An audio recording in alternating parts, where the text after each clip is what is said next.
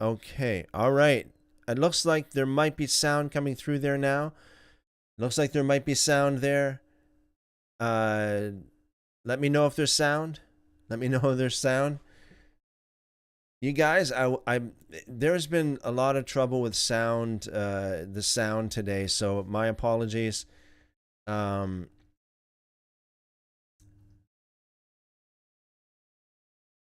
okay. You guys, okay. Okay. So Billy says good over there on TikTok. Thumbs up. Okay, Billy. Thank you. Awesome. Thank you for letting me know that. Okay, you're good now, says Joseph. Okay, all good, Billy. You're probably reading my lips or something, right, guys? So I wasn't aware of it. The sound is just all over the place, crazy today. My apologies, unforeseen technical difficulties. So, anyways, thank you for your patience. Thank you for letting me know about this problem. Yeah, so Shabbat Shalom, everyone. Shabbat Shalom. Welcome, welcome, welcome. Blessings, blessings to you guys. Just going through the live chat here, greeting y'all. So welcome everyone. Blessings multiplied to you. Um, yeah. So, uh, yeah. I'll say this again. As always, I pray that everything that we share here would be a great blessing to you. Increase your knowledge of the scriptures, your knowledge of the things of heaven, and your relationship with God.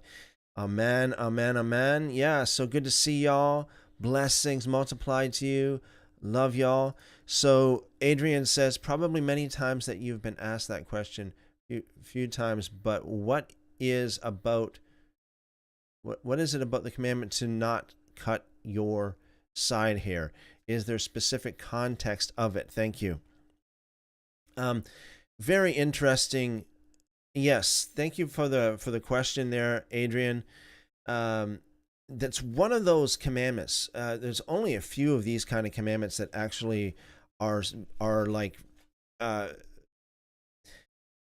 not very clear. I mean, it's really not very clear, and I think that part of it is because of our culture, because we have so much time and space, if you will, between us and them back in those days. So there are different variations of how that is interpreted.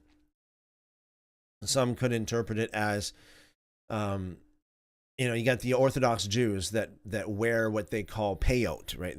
You probably see these pictures of Orthodox Jews with these little curly, side, like overgrown sideburns kind of thing. So I understand that the reason why they grow those peyot, they call them peyot, is to fulfill that commandment.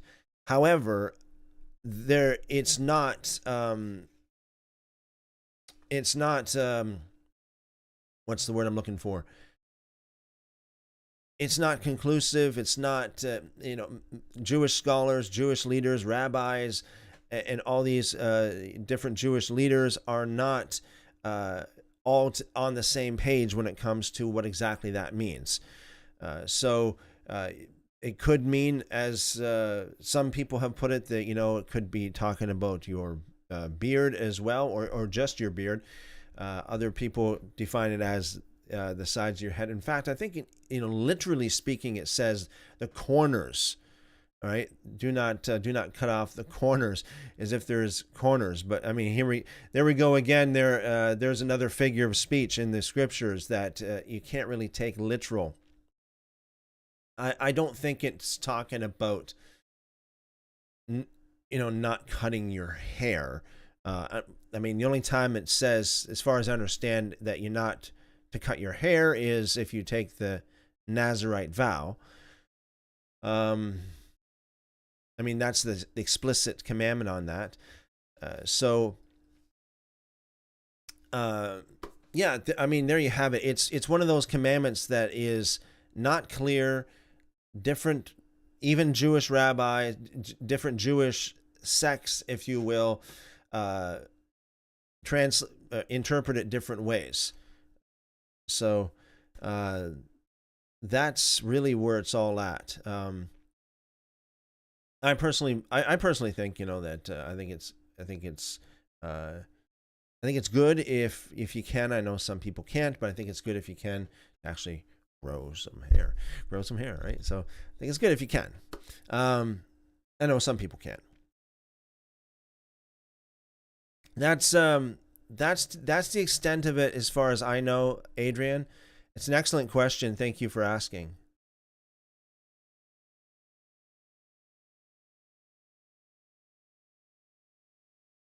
Joshua says, "Wish I was a songwriter. Hannah's music is amazing, and to add to that, to praise Yah would be, yeah, amen, amen." Joshua, awesome. Yes, I'm not sure if Hannah's listening, but I'm sure she would appreciate that as well. Thank you, Joshua. Stephen says, Shabbat Shalom. Shabbat Shalom, Stephen. Blessings. Good to see you.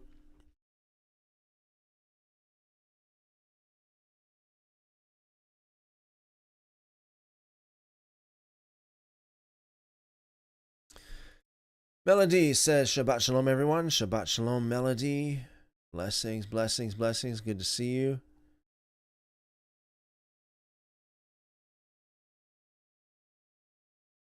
Today is the first day of the third month, new moon, says Alan. Like not cutting the corners of your beard. What is a beard corner? Yeah, what's a beard corner? You imagine going to going to a barber and saying, just don't cut the corners, okay? Don't cut the corners. You probably say exactly the same thing. What do you mean corners? Thanks for the answer. Thank you for your question, Adrian. Tower time. Shalom and howdy, brothers and sisters. Bless y'all. Shalom and howdy. Blessings multiplied back to you, Tower time. Now we have a question over here on TikTok. Says, what religion are you? The same as Jesus, the same as the 12 disciples, the same as Isaiah, Ezekiel, David. You know, that religion. Thank you for your question. All right. Okay, got some very interesting comments here. The first one is a little bit of a, we get this every once in a while. I just saw here, Stephen just put this in here. Romans 13, 1 through 7. Is your take in light of Daniel 3, 12 and 13? Okay, you know what? I'll just quickly jot on over there and see what we got here. Romans 13, a famous, submit to authorities chapter, I know.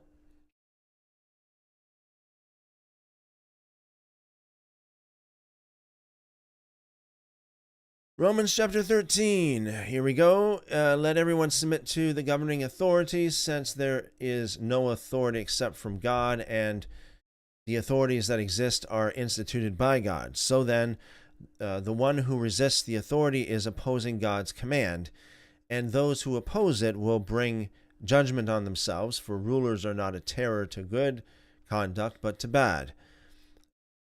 Do you want to be unafraid of the one in authority? Do what is good, and you will have its approval.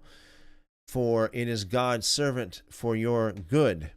But if you do wrong, be afraid, because it does not carry the sword for no reason.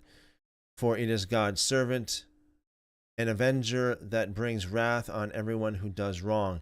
Therefore you must submit, not only because of wrath, but also because of your conscience. And for this reason you pay taxes, since the authorities are God's servants, continually attending to these tasks. Pay your obligations to everyone, taxes to those you owe taxes, tolls to those you owe tolls, respect to those you owe respect, and honor to those you owe honor. Okay, and then Daniel 3, 12 and 13. Thank you for the follow over there, by the way, on TikTok. Appreciate that. Okay, so Daniel chapter 3. Daniel chapter 3, 12 and 13. Let's see what we got here. Okay, here we are. There are There are some Jews you have appointed to manage the province of Babylon, Shadrach, Meshach, Abednego. These men have ignored you, the king. They do not serve your gods or worship the gold statue you have set up. Then, in a furious rage, Nebuchadnezzar gave orders to bring in Shadrach, Meshach, and Abednego. So these men were brought before the king. Yeah, I see. Yeah. So if I understand you correctly, Stephen, you're asking how does what Paul says jive with Daniel chapter 3, verses 12 and 13, where we got these 3 young men that refused to submit to the authorities, for the sake of righteousness. So,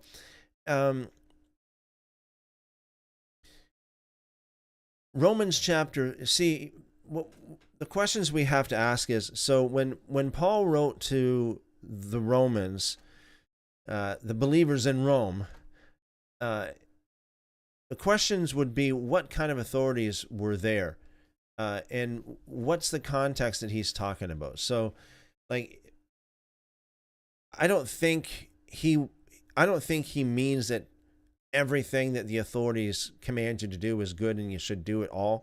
I think that he's talking in generally speaking, on a general level, you have the authorities there that are supposed to keep peace and order, and that's really God's will. So the question would be, like, in the context of those particular people that Paul wrote to, what were the authorities like? We don't know exactly. I mean, we know they were in Rome, but what were the authorities like? And what was Paul referring to? So, I don't think that you should. Let's say there are governments we all know that have existed, and even some that do exist that are anything but righteous and good. The office of authority, I think, comes from God. Right? So the office of authority comes from God. Now, what the people in that office do is a different story. I definitely would not. There are some people in the world today that I definitely would not say, hey, just do everything your government says. You know what I mean? I definitely would not say that on a general level. Like, okay, so you don't want to be like doing, like, committing some serious crime because there are officers that will come and arrest you, and that's a good thing. I mean, that's part of really keeping peace and order and safety. At least if they're doing their job right, it is.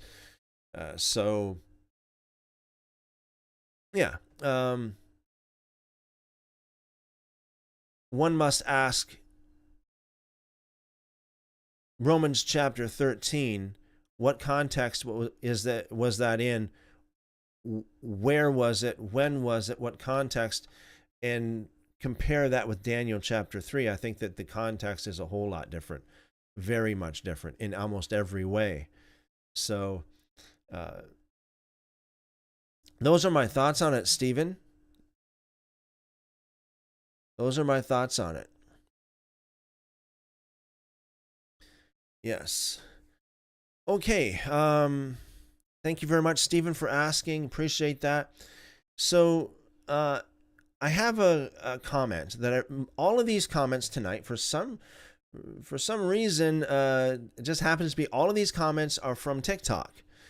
These comments that I received on TikTok. So the first one and the last one in particular are comments that I received on a video in regards to the dietary laws of God. So I want to touch a little bit on that. So I got a comment here from RICCY. RICCY says educated. So first of all, we got 1, 2, 3, 4, 5. He's He's just having a great old time over here, just laughing. Educated yourself, and continues what God said after to Peter, liar. Okay, so there's a lot RICCY. I think you spelt liar wrong. I think you got a lot of grammatical problems with this as well. But if I understand what you're trying to say here, you're trying to say educate yourself and continue what God said after to Peter. Now, I assume, because I can't think of any other thing that you're referring to, I assume you're referring to Acts chapter 10. Acts chapter 10. Let's go over there. I know that some of you know this very well, and that's awesome. But I keep running across this. I have been for years. You know, a lot of Christians just talk about educate yourself. These Christians don't get it. They just don't get the context of it at all. Okay, think with me just for a minute. Talk about context. Think with me just for a minute about what it was like back in Acts chapter 10.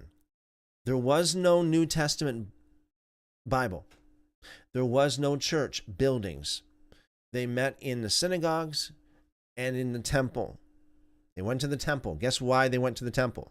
It wasn't just to talk about the weather, okay? The temple was there for one reason and one reason only.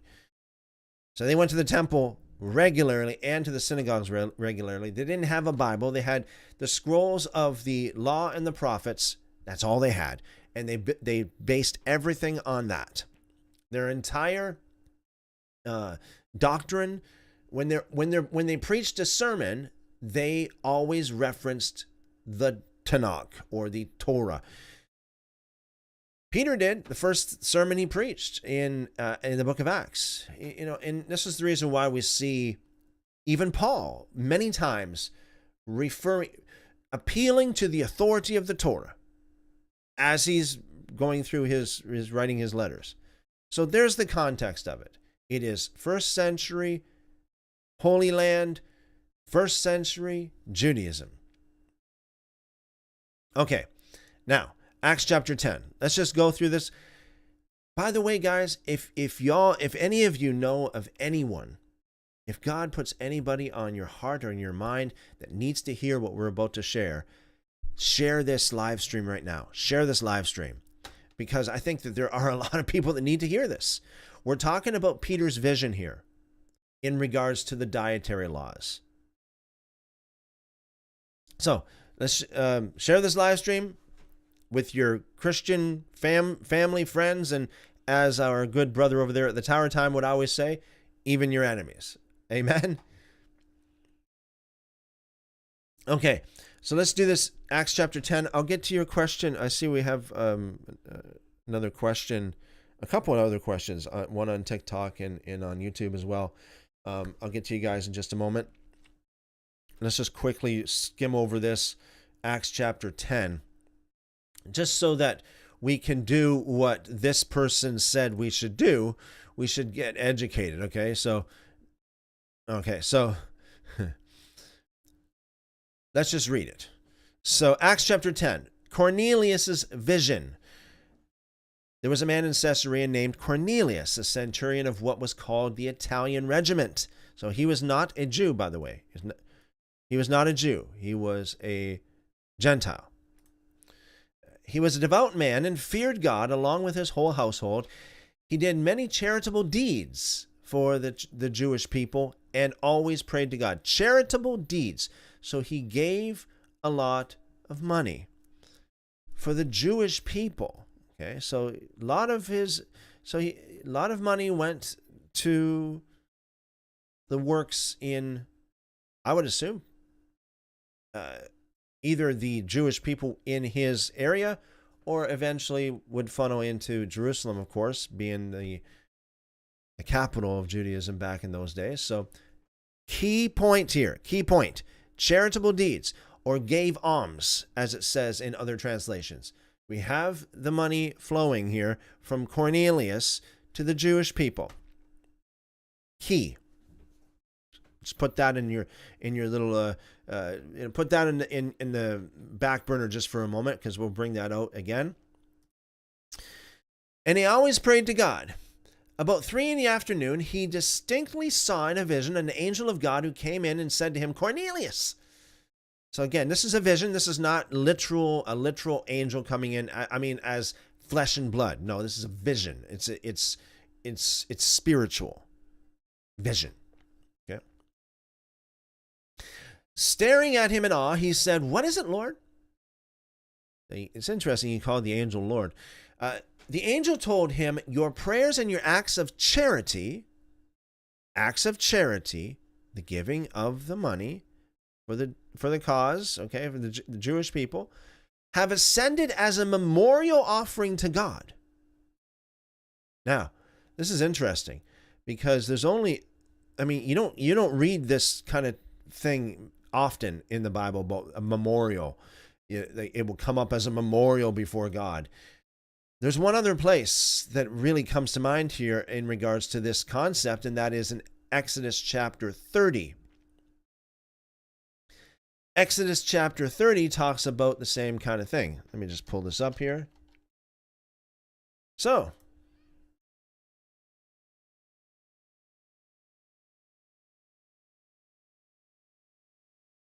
Exodus chapter 30, verse 16, "And you shall take the money of the offering from the children of Israel, and you shall give it for the service of the tabernacle of testimony." So that's kind of like what Cornelius is doing, right? He was taking he was giving money to the Jewish people. He was giving money for the Jews, for the cause.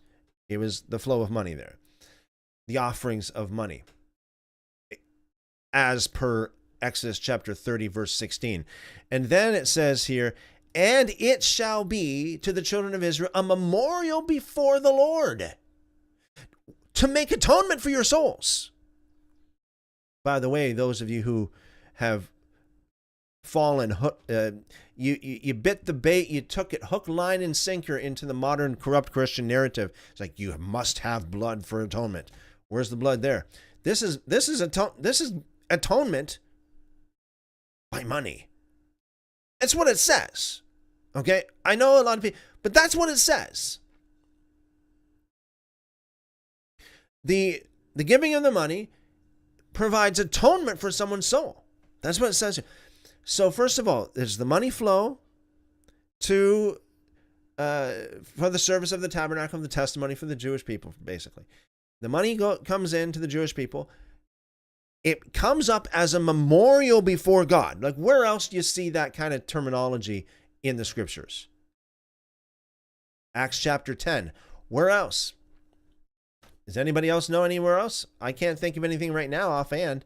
It's Exodus chapter 30 and Acts chapter 10. It goes hand in hand, coincides. You've got the giving of the money from Cornelius coming up as a memorial before God, and Exodus chapter 30, the giving of the money coming up as a memorial before God. So Acts chapter 10, I know this is a little bit of a rabbit trail, but I think you guys will just love this. Acts chapter 10 is one of many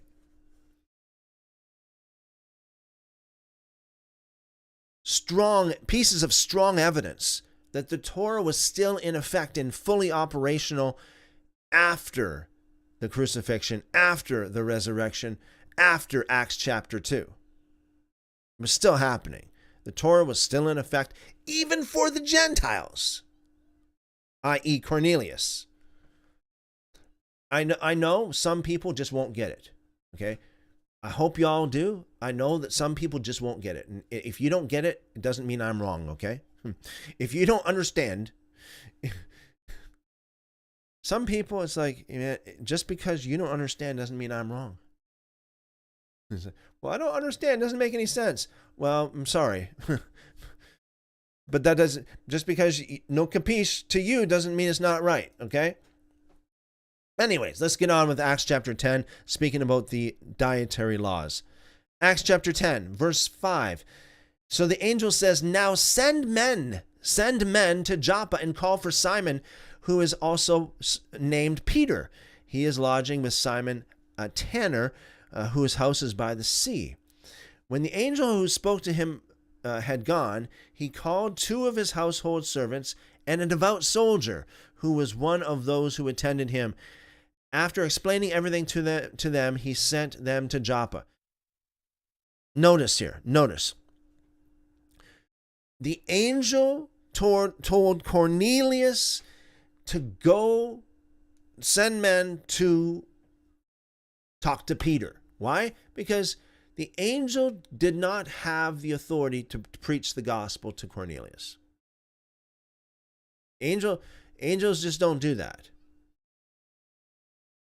The angel directed Cornelius to go talk to Peter. It's like, go talk to the man who actually walked and talked with Jesus. Talk to him. I mean, that's awesome. I mean, I'd be wanting to talk to Peter too if I was back in those days, and for sure, Peter is one of the first guys I'd want to talk to besides James the Just. Definitely. So keep in mind, Paul. Why didn't Paul go to Peter? Paul waited he's waited so long from the time of the alleged road to Damascus experience to the time he actually went to Peter. How many years? Like, what are you doing, Paul? Why'd you wait so long? If I was back in those days, if I were there and I got saved, the first thing I'd want to do is go, okay, where are the 12 disciples? I want to talk to all of them. I want to sit down. I want to talk to all of them. I want to interview them. I want to know what happened. I want to know who this Jesus guy was. I want to know what he taught. I want to know what he was like. I want to know everything. I want to know about the miracles. I want to know everything. But Paul didn't do that. Why? Isn't that weird? Thank God we got Cornelius was visited by an angel, and the angel said, go talk to Peter. Right away. Go talk to Peter. Send men to Joppa to go talk to Peter. Awesome. Love it. Yes. Do that. You need to talk to the people who actually walked and talked with him. So, in the meantime, Cornelius is a Gentile. And then an angel comes, go send men to Joppa. So he sends 3 men. 3 men. Again, key. 3. Okay? Number 1 key was the atonement money. Cornelius is a Gentile. And we have 3 Gentiles, 1, 2, 3, coming to Peter. In the meantime, God is going to set the stage in Peter's life to receive these 3 Gentiles. 3. Sam Laserdue says, hi, hello, welcome. Yes. By the way, guys, I am live streaming on several different platforms at once. We got TikTok, YouTube, Rumble, Twitch, DLive, Facebook, and we got several things going at once right now. So just so you know, hey, if you like anything, make sure you follow, subscribe. Go over to those other platforms as well and find me over there. So God immediately goes to Peter. God sets the stage. He's got to set the stage with Peter. It's like, okay, Cornelius, I got him.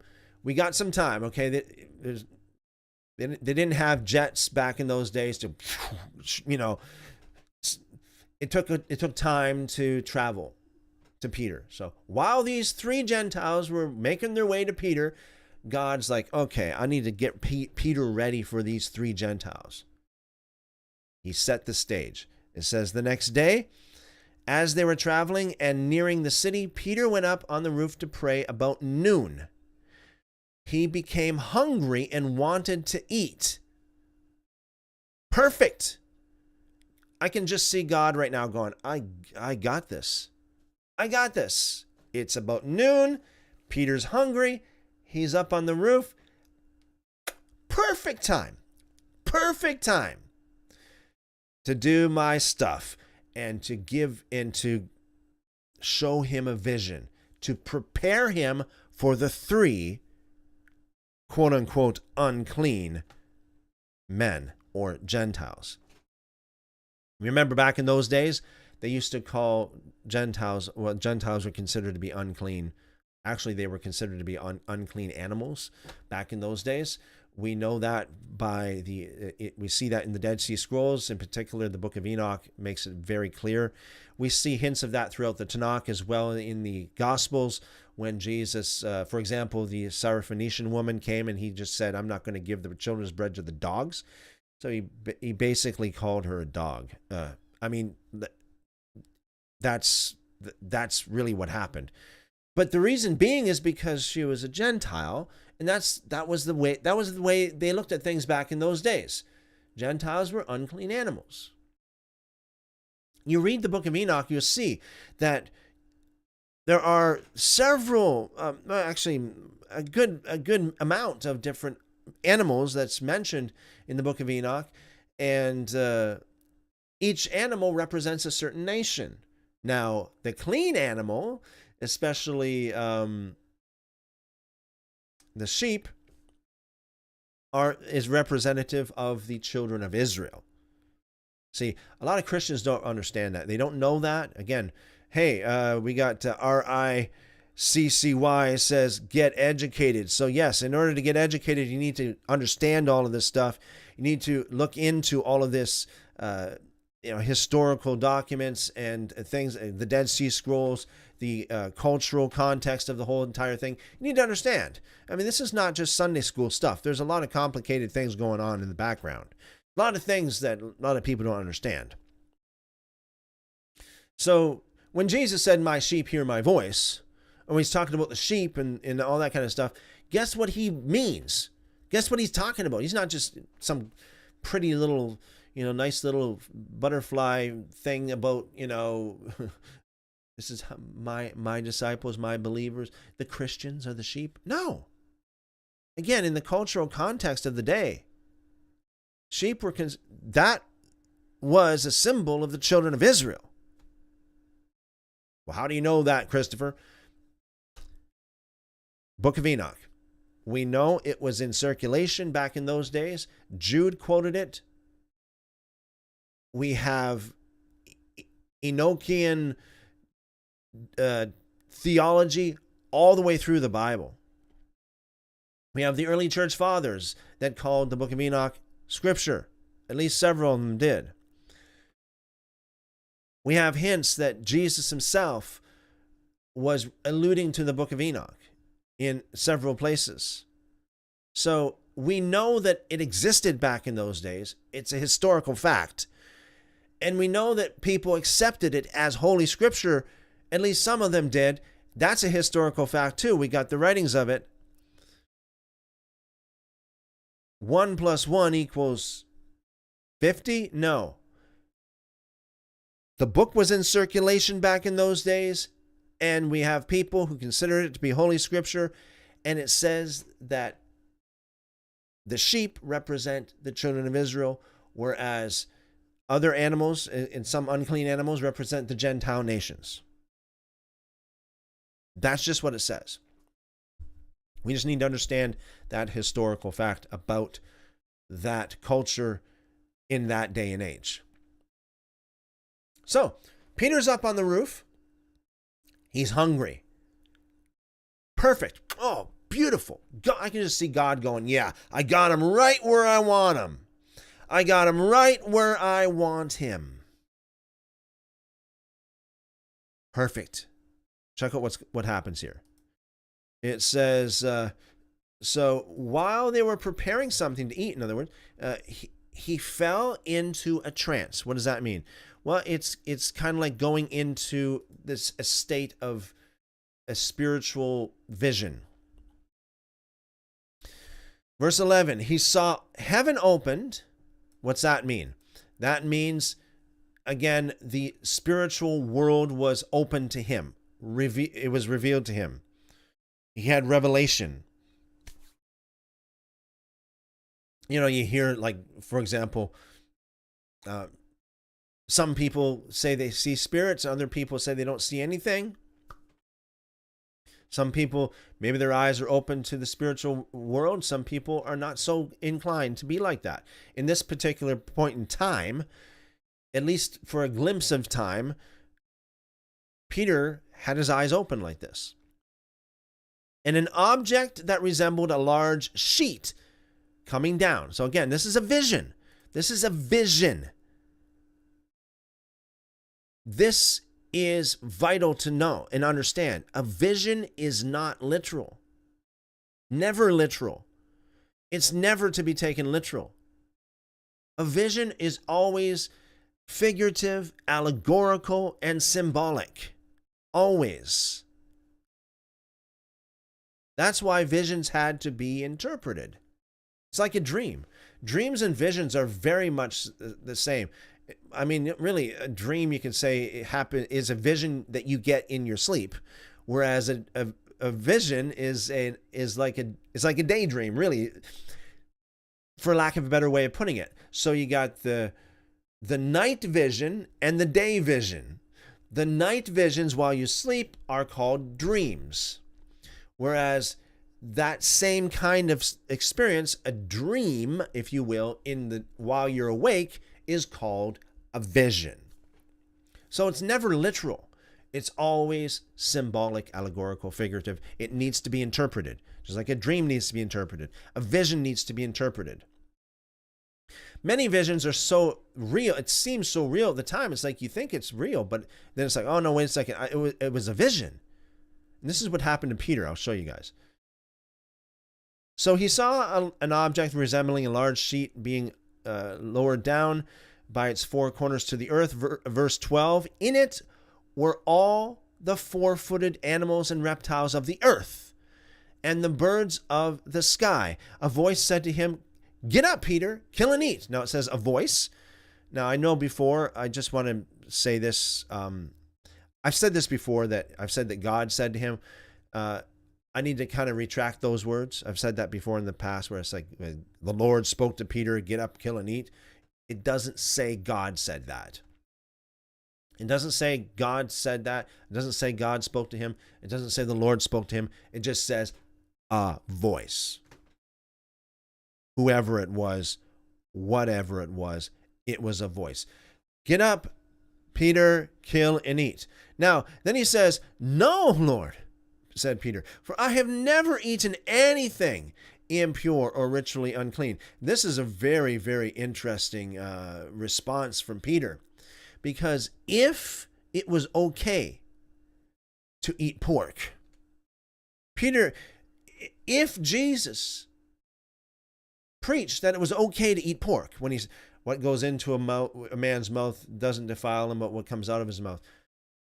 In the context of that whole thing it's all about dirty hands. It's got nothing to do with breaking the law of the Father. You didn't wash your hands before you ate, so you might have some sand on your hands back in those days, or there might be a little bit of soil on your hands.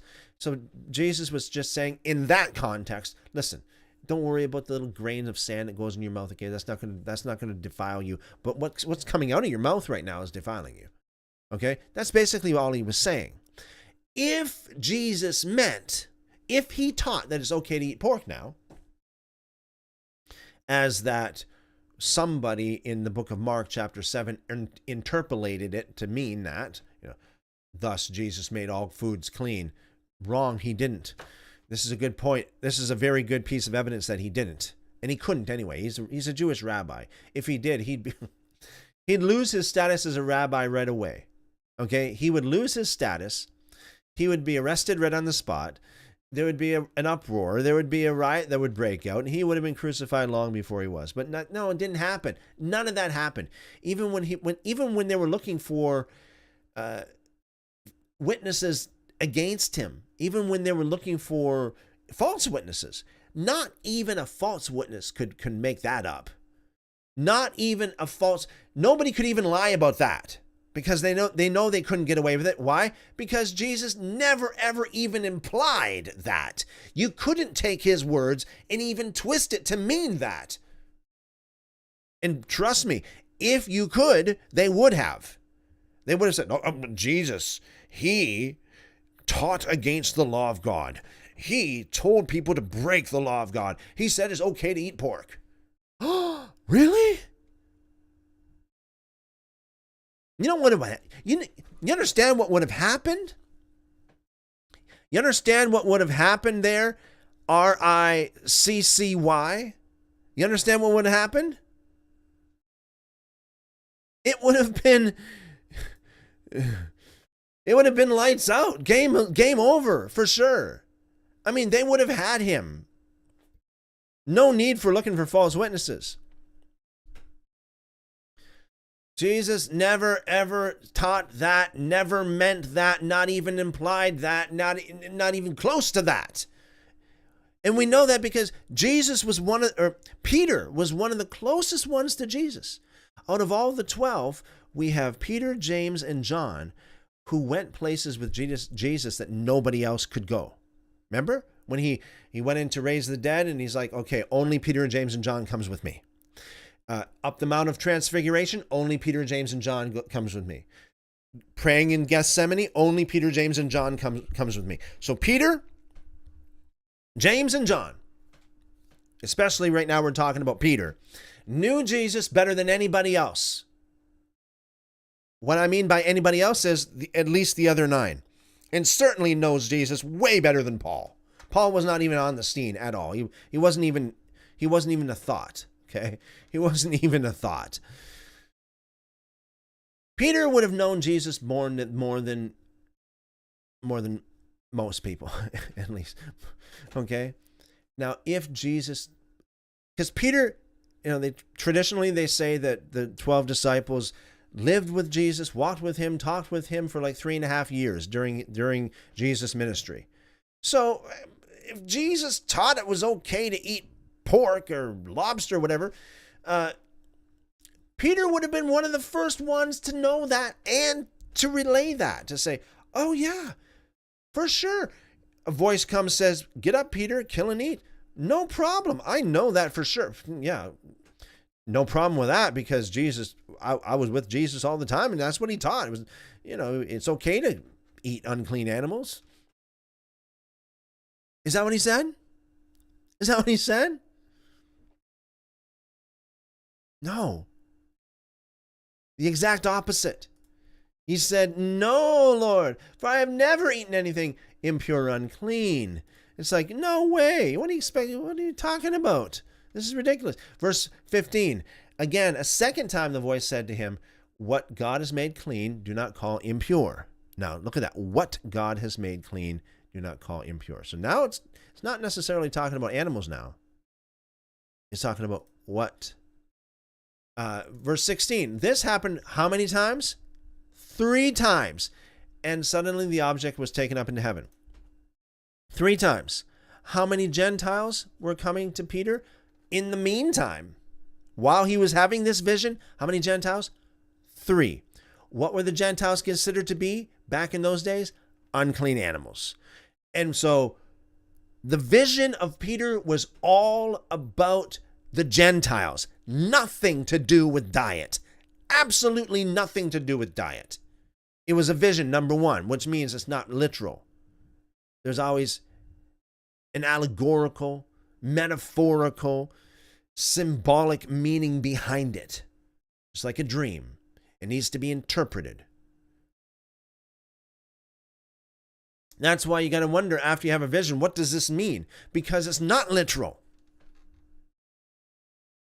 Now, when Peter said, no, Lord, I've never eaten anything impure or ritually unclean. Now, at that particular second, Peter probably thought it was for real. Because in visions, it can be so real. It can be so real. You don't know it's a vision until afterwards. Like, oh, it's like in a dream, right? You're dreaming, you think it's real, and then all of a sudden you wake up, oh, yeah, it's just a dream, It's the same thing with a vision. Exactly the same thing. Exactly the same thing. So at the time, Peter thought it was real and literal. But verse 17 comes around. In verse 17, Peter says, while Peter was deeply perplexed about what the vision he had seen might mean, so he realized after the fact, just like when you wake up from a dream, he realized, oh, it was just a vision, which means that is not literal. There is a symbolic meaning behind it. So what does this mean? We got unclean animals. We got 3 times. Oh, who's at the door? 3 Gentiles. 3 Gentiles. 3 unclean animals. And what was the vision all about? What God has cleansed, do not call unclean. So the vision of Peter was all about the salvation of the Gentiles, and nothing to do with dietary laws. Nothing. And we know that through the cultural context and through the ancient writings. So Mr. RICCY, I would highly recommend that you read your own comment and get educated too, okay? You need to get educated, because it makes all the difference. Let's read a little bit on here, just to finish up on this. So Peter, it says, right away. So he's wondering what the vision meant, because he knows it's not literal, because he knows it's a vision. Right away, the 3 men, oops, what happened there? Right away, the men who had been sent by Cornelius, having asked directions to Simon's house, stood at the gate. So there they are, right there, boom. They called out, asking if Simon, who is also named Peter, was lodging there. While Peter was thinking about the vision, the Spirit told him, 3 men, 3, are here looking for you. Get up, go downstairs, and go with them with no doubts at all, because I have sent them. So there it is right there. I mean, there's the meaning of the vision. I have sent the unclean animals. Why would you do? Well, oh yeah, because you've cleansed them. Because they're not unclean anymore, because they're clean, because they've repented, because they're following Torah right now. That's why. So you move on down just a little bit.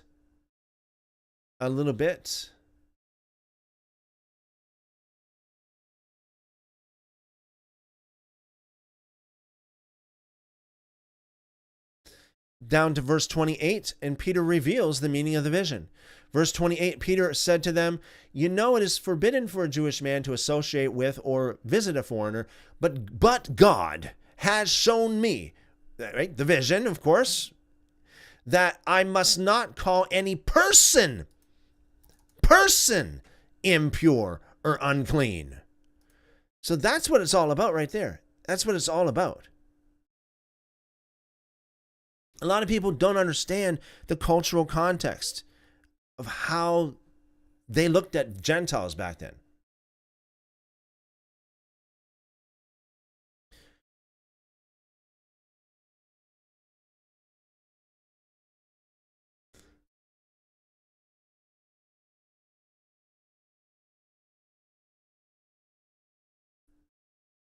By the way, guys, I am live streaming on several different platforms at once here, so I'm kind of juggling you guys around.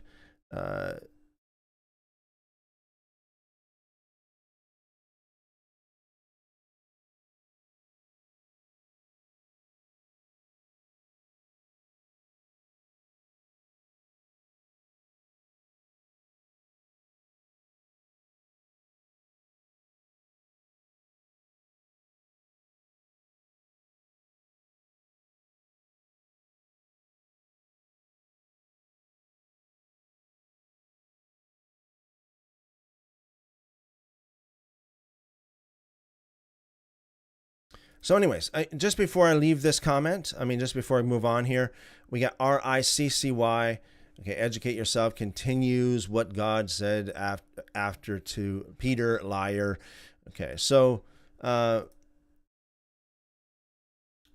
this is what I've learned, okay, over 30 years of just vehemently studying the scriptures. This is what I've learned. The more you learn, okay, once we get out of the parroting, once we get out of the echo chamber, once we, there's that Dunning-Kruger thing happening, right, with a lot of Christians. When they first come to the Lord, they start learning about the Bible and they go to church or whatever else, and then they learn all these cliches. They learn all the cliches. I call them cliche Christians and cliche salvations. It's always the same cliches, like little flags that they wave, So they learn them all, and their confidence gets very, very high. If y'all know the Dunning-Kruger effect, at first when somebody starts learning about something, it's quite common, almost inevitable, but not inevitable, almost inevitable. It's quite common that the confidence level goes super high. When you first learn a little bit about something, it goes super high. The problem is a lot of people are stuck on that mountain because if they continue to learn, sometimes it can take decades. Sometimes, it took me a long time to shake some of the things that I have been told that I see that the scriptures and historical evidence is really testifies against. So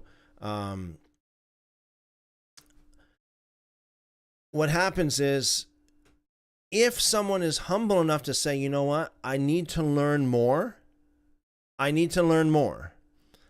going to continue to educate myself, and I'm going to test myself. I'm going to self-assess. I'm going to step back and assess. What happens is you learn more. And as you learn more, you come down off of that first, the curve, if you will, the curve of confidence, where you go up climb up, they call it Mount Stupid. You go up the Mount Stupid, and your confidence level is super, super high. I know what the Bible says. I know what it, I know this, I know that, I know God, I know Jesus, I know this, I know, but after you learn more, then your confidence level comes down. It plummets, actually, because you realize that there's so much more to it than what you originally thought. It's a lot more complicated than what you originally believed. It's not just all Sunday school stuff. Some of it can be very, very simple, but when you really start digging into it, it gets very, there's a lot to it. It's very complicated. So then, you got the curve that goes up at first, super confident, and then after a while, a lot of people get stuck up the top of Mount Stupid, by the way. Their pride and their arrogance, they're stuck up there. They never come down because they're too afraid to think beyond what they've been taught. They're too afraid to think. They're too afraid to step back and go, hey, is this really what the scriptures teach? Is this really what we see in historical context? So a lot of people die up on top of Mount Stupid. Really, they do. But I pray that none of you do. We need to be humble enough to say, oh, you know what? I don't know it all. I need to learn more. And I'm willing to learn more. And I'm willing to change. And I'm willing to change what I hold dear, what I hold near and dear to my heart. Because you know why? Because I could be wrong. And just trust God. Trust God to take you through the process without fear. I know that fear is there because it was, I experienced it at the very beginning. For several, I don't know how many years. Many years. Say, you're afraid to consider this or consider that. I say, oh, it can't be true. It can't be true. Because everything that I've been taught is true, and everything that I've believed is true, because I never believe a lie, right? I'm too good for that. So, but there's a, that kind of causes an insecurity. That causes insecurity. I can tell you right now, I am more, my faith is stronger now than it's ever been. Ever. So the more you learn, the more the more you know you don't know, right? You come down off Mount Stupid, and then your confidence level is not so high anymore. And then over the course of a large amount of time, decades, I would say, over the course of decades of learning more and more and more, your confidence level will gradually go up.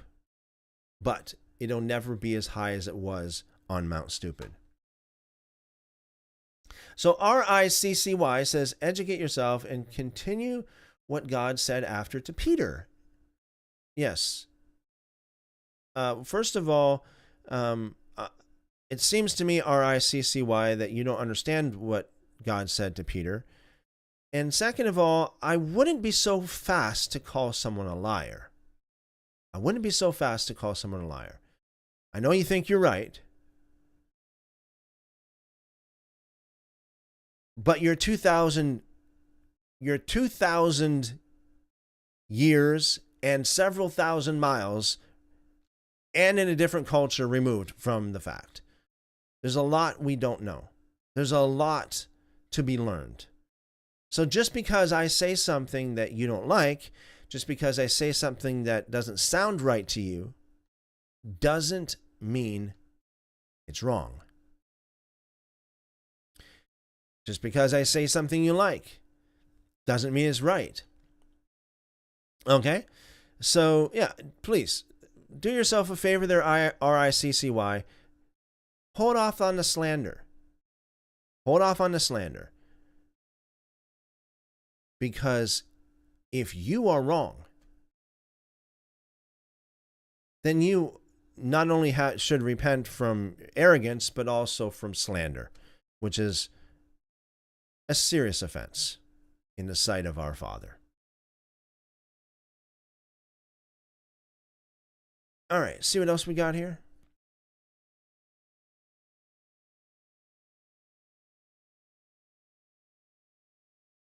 Adrian asks about my opinion about this the series on The Chosen. I don't really know much about it. It's really kind of out of my circle. I don't know much about The Chosen, so I really can't comment on The Chosen.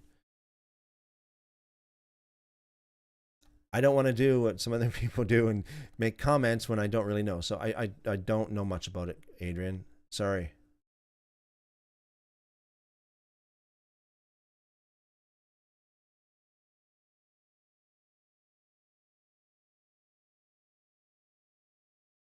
Billy says, I've watched The Chosen. You can tell it was written by a modern church Christian. The disciples say multiple times that the Messiah may free them from the 613 laws. No first century Jew would say that.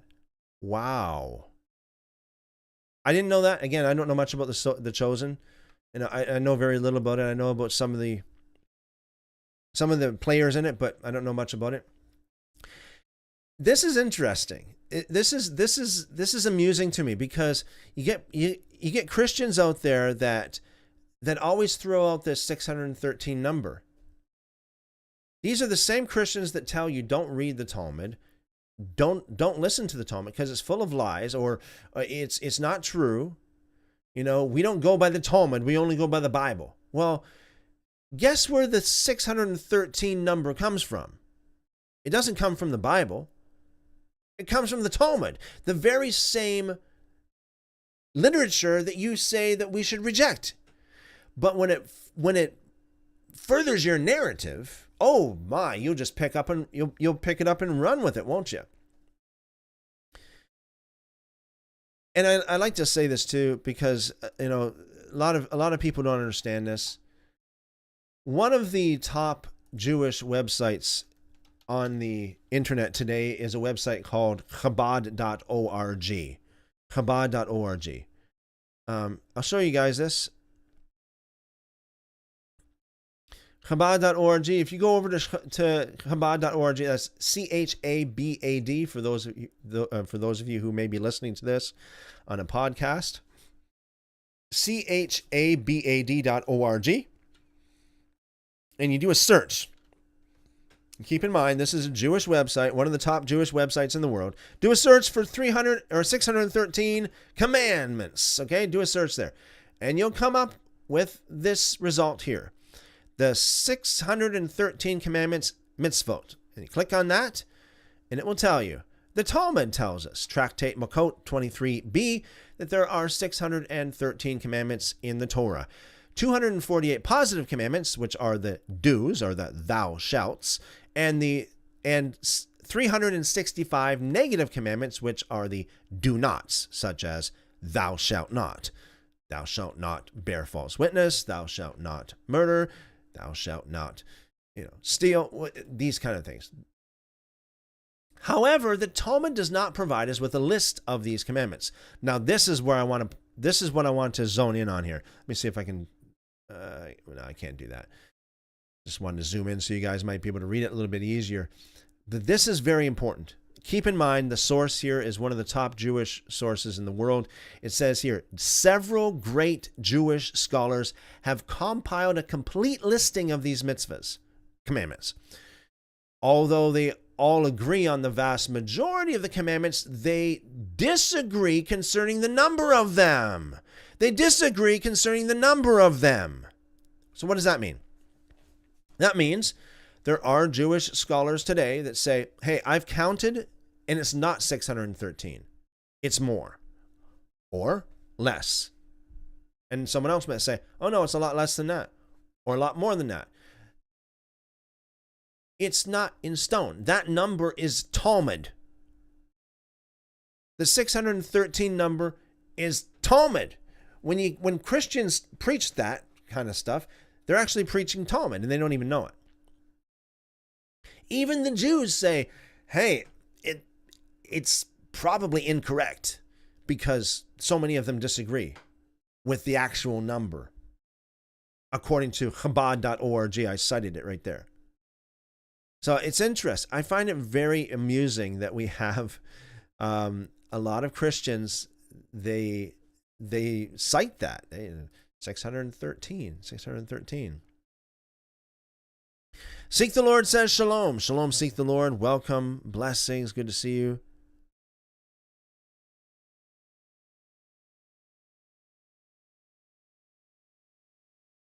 Tower Time says, Amen, brother. Thank you, Tower Time.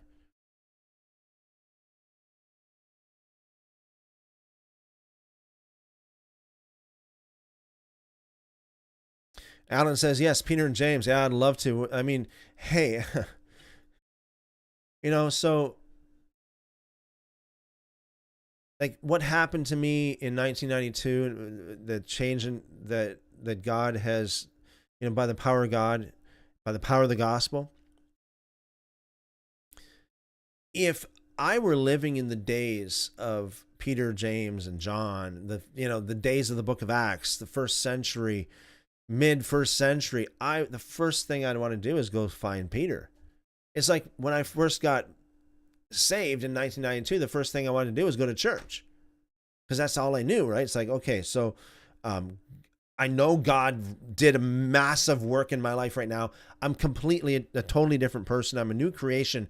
What now? Oh, go to church for sure. Go to church right away. So back in those days, they didn't have a church building, as Alan would say all the time, which I think is awesome. Alan, it's awesome.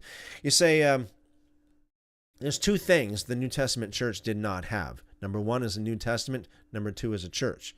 I always say if you can't preach the gospel without Paul, you're not preaching the gospel. You're not preaching the same gospel that the 12 disciples preached, because they didn't use Paul.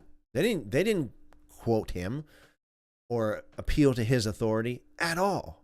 Not even close to it. In fact, they did a little, well, you look at Acts chapter 15 and Acts chapter 21, their treatment of Paul wasn't as a lot of Christians would think it was. Corey says, shalom, brother Chris. Shalom, Corey. Blessings. Good to see you.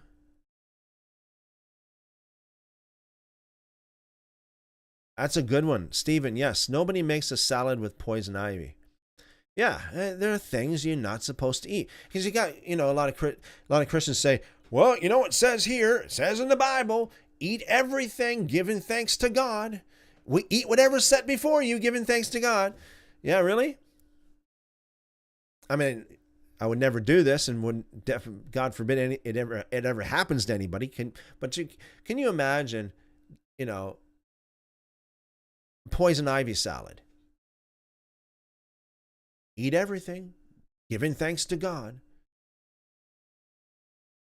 Jesus said, whatever goes into a man's mouth doesn't defile him. Oh, no, doesn't defile him at all. Nope. Raw maggots. All right.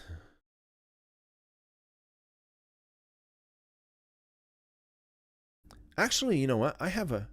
Where is that? See if I can find it. I had a picture somewhere here. Where was it now? Oh, I got it. Okay, so here we are. Check this picture out right here. There it is, right there. Whatever is set before you, eat, asking no question for conscience sake. Context makes all the difference. It certainly does. Yes, it does. It makes all the difference.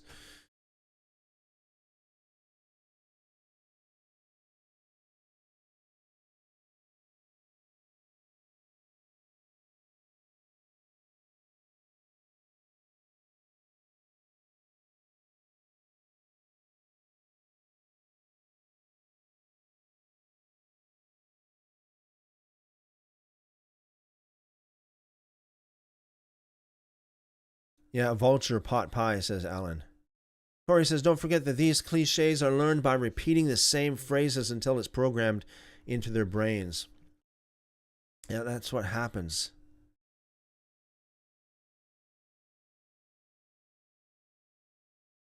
Steve over there on TikTok says, yes, new Christians are in the Dunning-Kruger effect. Yes, they certainly are.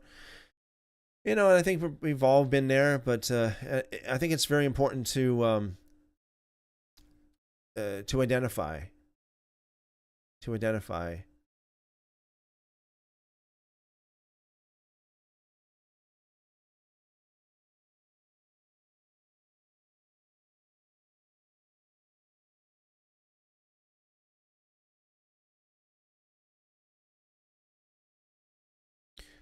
Joshua says it might be a good idea to watch The Chosen so you can be informed. There is many people that would benefit from hearing some truth from your God-given platform / ministry. Thank you very much, Joshua. Very good. Thank you.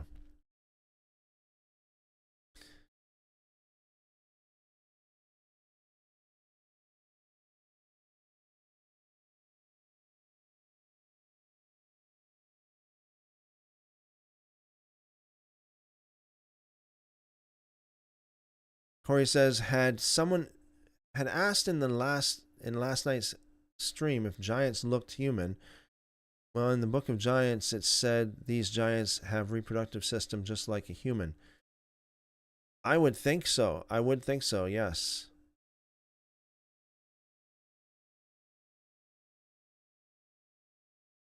Yet today there are thousands of laws. Yeah. I heard in America alone, there are over 4 million laws. I hear Joshua screenshotted that meme. Okay. All right. Melody says, I love this. Okay. All right. Yeah. Awesome. Appreciate that. Yeah. So, yeah, like I said in the beginning, if you guys know of anybody that would like to join us in talking about this stuff, send them a message.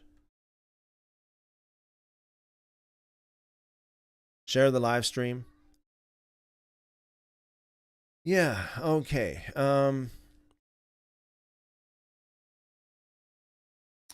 Here's an interesting question. Another one from TikTok, okay? Another question from TikTok from Teacher 8895 says, why do people think they have read the Bible more than others? Maybe because they have read the Bible more than others. Just saying.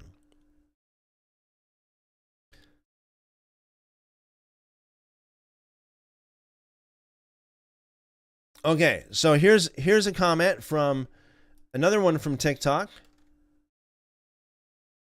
Alexander says, a law can never be something you can do if you can.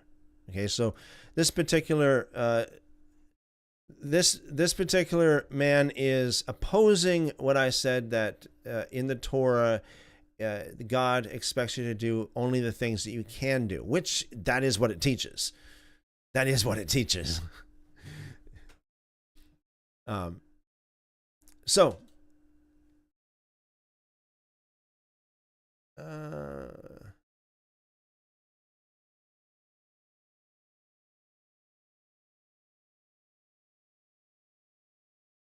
Alexander says a law can never be something you do if you can. Then it would be a suggestion. If tithing were a suggestion, Malachi wouldn't have said non-tithers are robbers. Okay, so the way the Torah works, as I understand it, is very much like the way that the law of the land works. And the law of the land does work like that. It's like you do it if you can, or if it applies to you, is what I mean. For example, I know this is kind of an offbeat kind of law, but ham radio operators, it's a law. You're not supposed to operate. Excuse me. You're not supposed to operate a ham radio without a license. Okay, but if it's a state of emergency, you're allowed to without a license. Why? Because you're not expected to obey a law that you can't. In other words, you need to operate the ham radio, but you can't go to all the classes and learn all the, go through all the courses and do all the tests and get your license because it's an emergency. You got to do it now.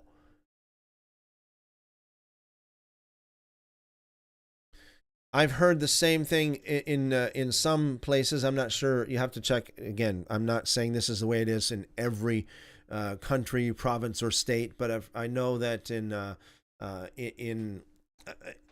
at least part of Canada, it's illegal to use a cell phone if you're driving a car, but if in an emergency situation, it's allowed. In certain types of emergencies, you are allowed to do that legally. Why? Because it's the same thing. A law is never is if you cannot obey it, it would be unreasonable tyranny to make somebody obey it or to punish them for not obeying something they cannot obey. It's just unreasonable at best, tyranny at worst.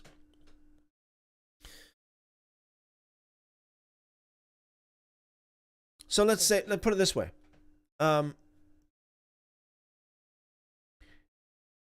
In the context of, I say this quite often, the laws of the Torah, God only expects you to do the ones that apply to you or that you can do.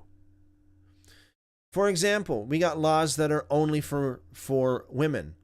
Well, if you are a man, then that's not applicable to you. It's only applicable to women. So you can't do that. There are laws that only apply to children, little children. Okay? If you are an old man, that doesn't apply to you because you're not a small child. There are laws that apply only to farmers. Even in today, like not just Torah, but also in the law of the land as well. When I say law of the land, I'm talking about the law of man, if you will. The law of your country, state, province, county, whatever the case is. So you do the laws that are applicable to you. You don't drive your car down a runway at the airport because you're not an airplane. In the same way, I mean, you don't drive a bus up on a sidewalk wherever you're not a pedestrian. If you're driving a car, normally you don't have to do a circle check and fill out paperwork for circle checks and such, because it's not a bus. Because you cannot obey the laws of bus drivers, and because you're not driving a bus. It's pretty simple. You're only expected to do the laws that you can do, the ones that apply to you.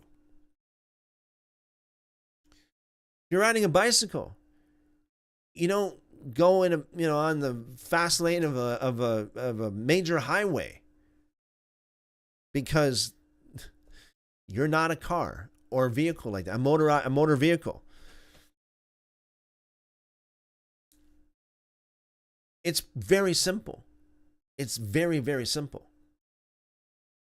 Like I said, I've heard, and I don't know, I have not confirmed. I haven't counted, and quite frankly, I'm not interested in counting, but I've heard that there are over 4 million laws in America. 4 million laws. So here's the thing. Let's say if I were to ask you, did you break the law today? I think that many Americans, probably most Americans, would say no. Are you a law-abiding citizen? Yeah. Like, did you break any laws today? No. So does that mean that you obeyed all 4 million plus laws? Well, no, because you only obey the ones that are applicable to you given the circumstances you're under. You only obey the ones you can.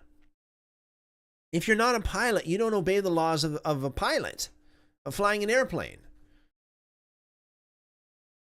If you're not driving a bus, but you're just walking on the street, you're a pedestrian, you don't obey the laws of bus drivers, because you're not in a bus. You're not a bus driver. It's very, very simple. And it's the same thing that goes with the Torah. Yeah, there are lots of different laws, but only a small fraction of them apply to you. And that's just reasonable. God is a reasonable God. He expects you to obey what you can. If you can't obey it, then no, you're not expected to obey it. We see that throughout the Torah. For example, a lot of Christians would say that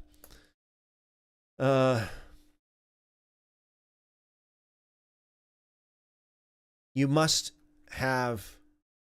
go to the temple and bring your offerings, your sacrifices, in order to get atonement, at the temple. Okay, so Jonah went to Nineveh, and he preached in Nineveh, and they all repented, and they all received forgiveness. We know that because God relented from the destruction that he decreed upon it. So he forgave them, obviously. He forgave them because they repented. So they were not able to go to the temple. They were not able to go to Jerusalem. So they were not required to. Capiche? It tells us about these things in the Torah. Deuteronomy chapter 14 is a very good example of that in regards to the laws of tithing. It doesn't say if you can't tithe. It makes it even easier than that. It says if it's just too far for you to go, if it's just too far for you to take your offering, be it a animal or of the crops or whatever, if it's just too far for you to go to offer your tithe, then don't worry about it, basically is what it says. I mean, it's the heart of the Father. The same Father that we read about in the New Testament. It's not different. I mean, we're not Marcionites. We don't subscribe to that kind of heresy. So yes, the law is super easy to obey. Super, super easy to obey. Babies do it. They don't transgress the Torah. It's easy. It's a cinch. And in the same video where I was talking about the dietary laws of God, the same video, I received this comment as well. Muhammad says, finally, Thank you, bro. Well, thank you for the positive comment. I appreciate that. Appreciate that. Okay.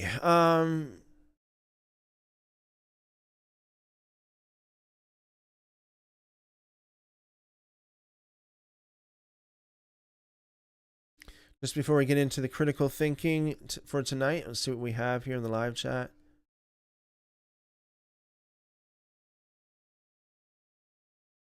Yeah, Alan. I think you're responding to the I'm not sure, Alan. You're probably this comment was probably in the context of this. Why do people think they have read the Bible more than others? Yeah.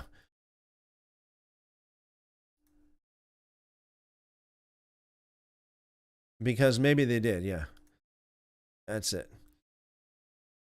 Billy says, are you reading the Bible if for half the book you're saying, this doesn't apply to me, this is old and done?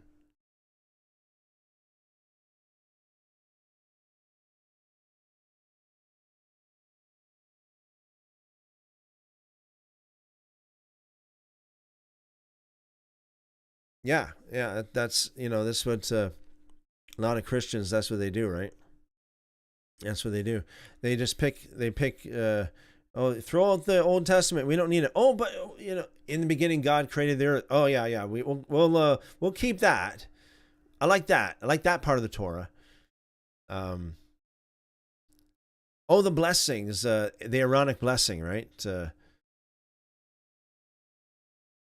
Talk about the chosen. I believe that song is in the chosen, the blessing, right?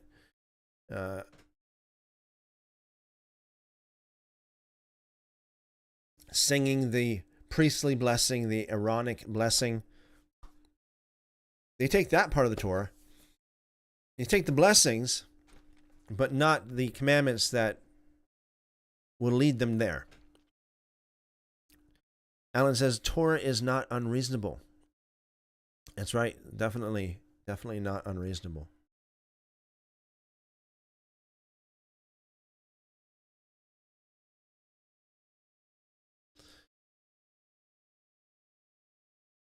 Okay. So, quick little, let's go through some of the, some critical thinking.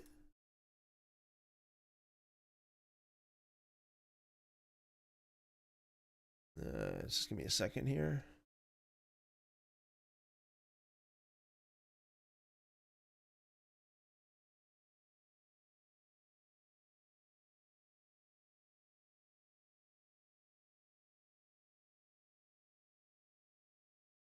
All right, go through some of the critical thinking fallacies. I'll just maybe touch on a couple of these. Let me think now. Which one we'll do today?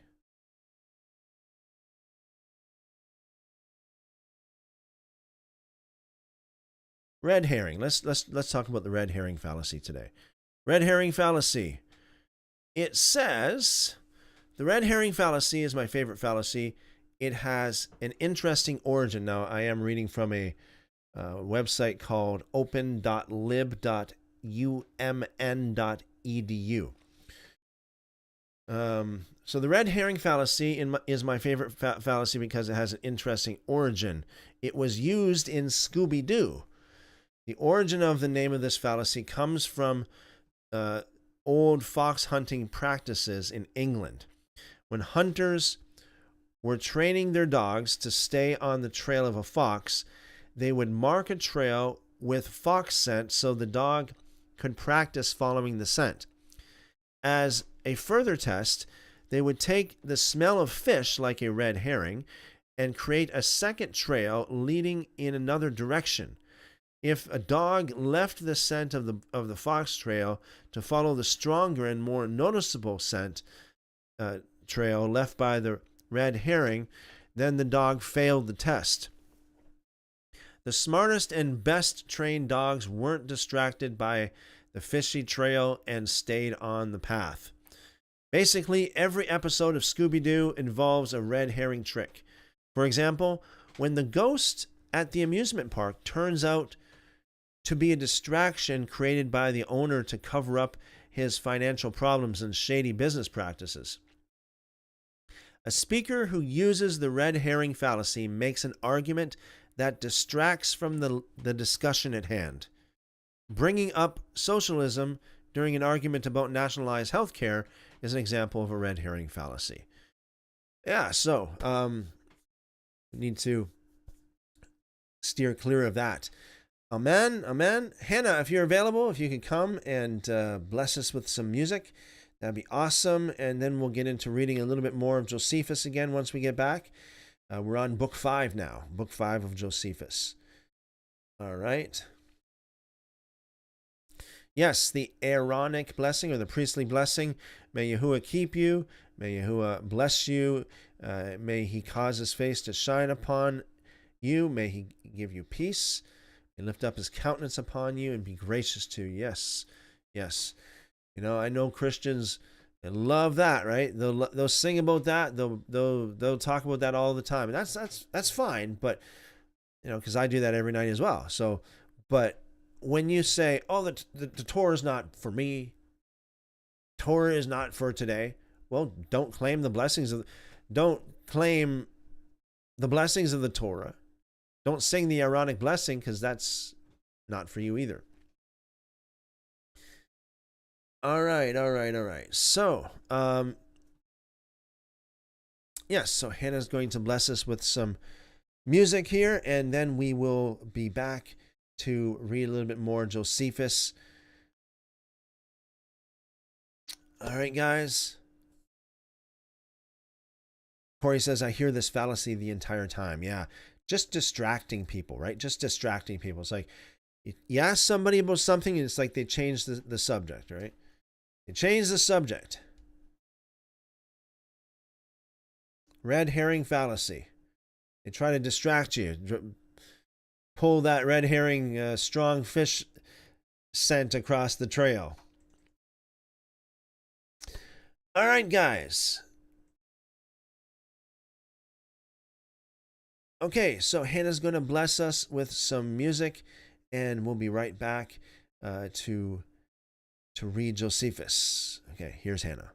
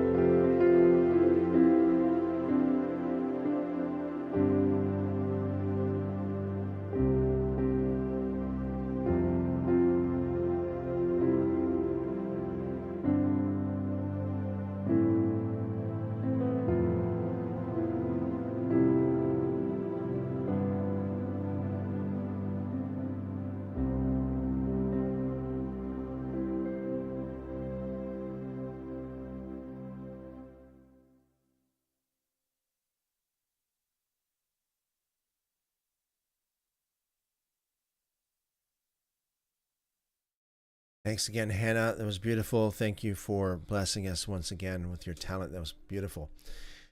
Okay, everyone, we are on book 5 again of Josephus. This is Josephus, book 5. Let me just double check here.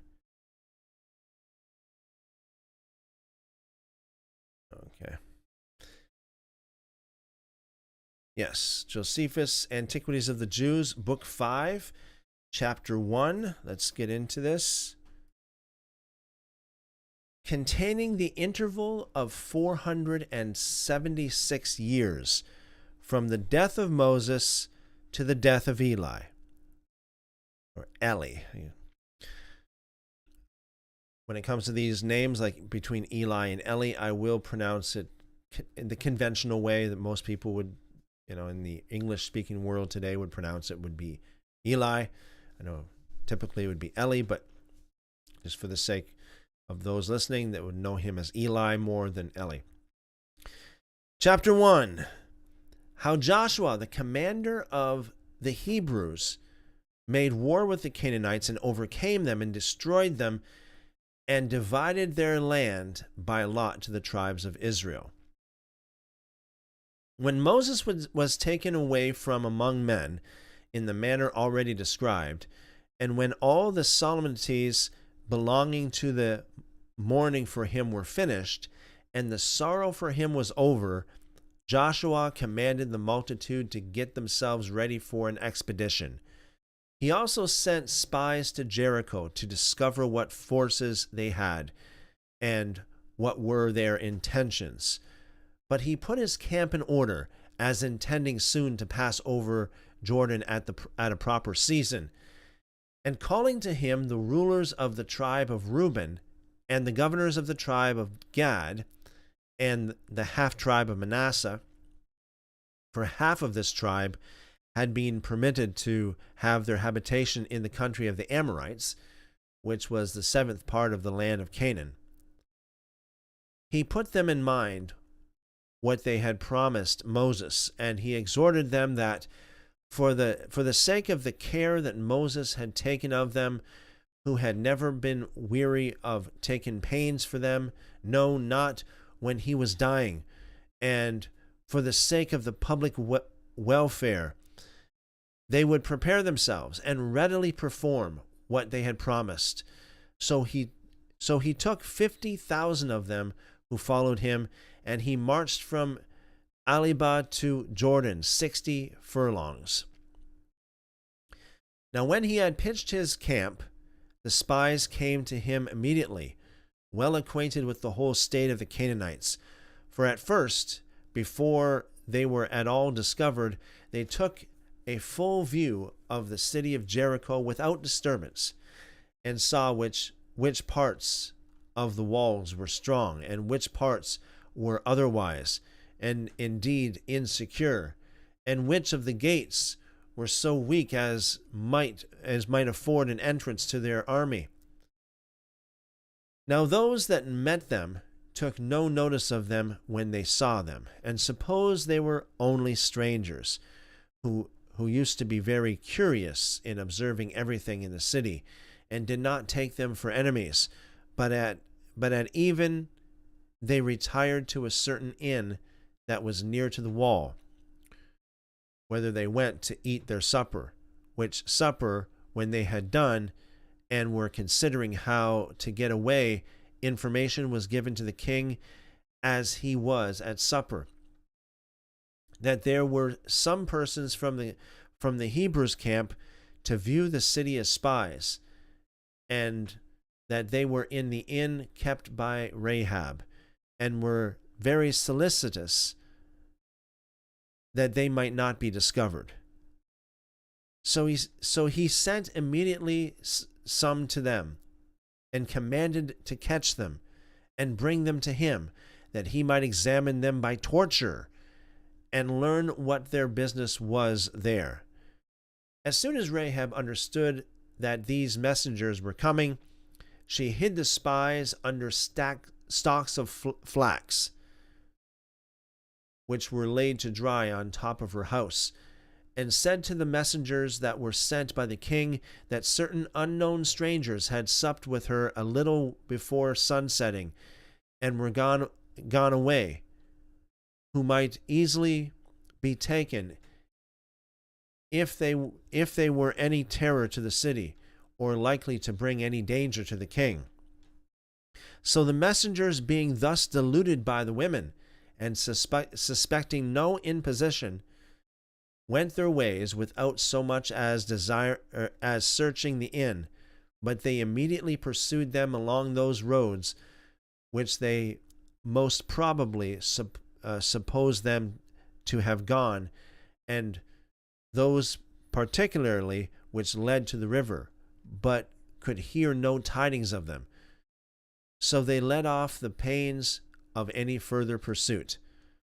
But when the tumult was over, Rahab brought the men down and desired them, as soon as they should have obtained possession of the land of Canaan, when it would be in their power to make her amends for her preservation of them, to remember what danger she had undergone for their sakes, for that if she had been caught concealing them, she could have escaped a terrible destruction, she and all her family with her, and so bid them go home, and desired them to swear to her to preserve her and her family when they should take the city, and destroy all its inhabitants, as they had decreed to do.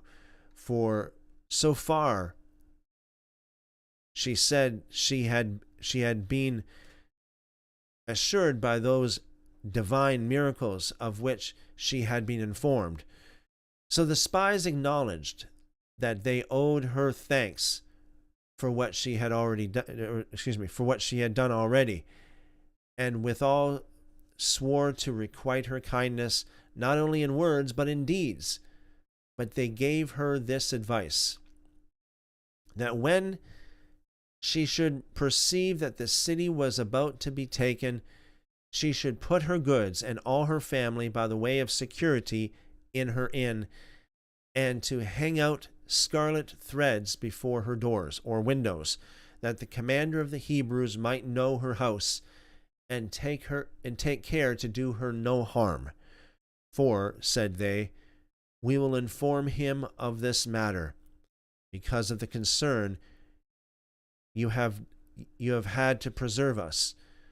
But if any one of your family fall in the battle, do not blame us, but we beseech that God, by whom we have sworn, not then to be displeased with us, as though we had broken our oaths.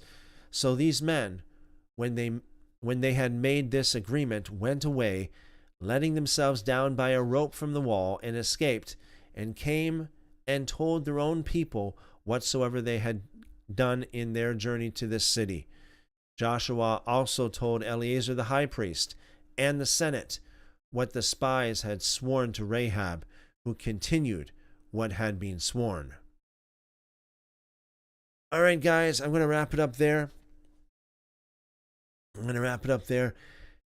Yeah, Josephus, very interesting details in here about actually goes through the entire Tanakh from beginning to end. And so, that chapter 1 is a very lengthy chapter, and so we're going to be dividing it up into several parts over the next few days. So there you have it, guys. There you have it. Tomorrow we have Faisal, I think his name was, if I can remember right, Faisal,